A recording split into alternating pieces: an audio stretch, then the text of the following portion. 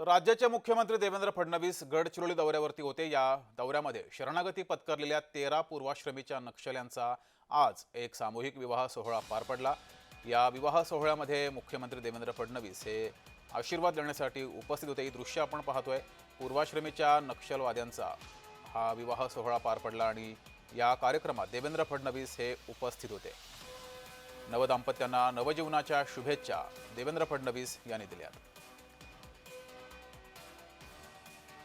अनेक नक्षलवाद्यांनी याआधी राज्य सरकारकडे शरणागती पत्करलेली आहे। त्यातील हे काही नक्षलवादी ज्यांचा विवाह सोहळा संपन्न झाला। या विवाह सोहळ्यात त्यांना मुख्यमंत्री देवेंद्र फडणवीस यांनी या कार्यक्रमात उपस्थित राहत शुभाशीर्वाद दिलेत।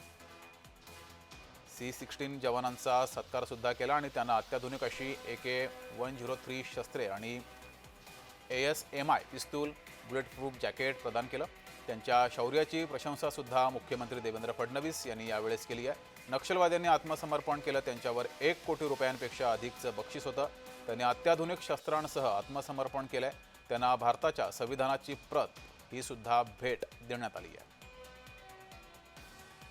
तर मुख्यमंत्री देवेंद्र फडणवीस हे गडचिरोली दौऱ्यावरती असताना पूर्वाश्रमीच्या या नक्षलवाद्यांचा सामूहिक विवाह सोहळा पार पडला आणि या कार्यक्रमात देवेंद्र फडणवीस हे उपस्थित होते, शुभाशीर्वाद दिले।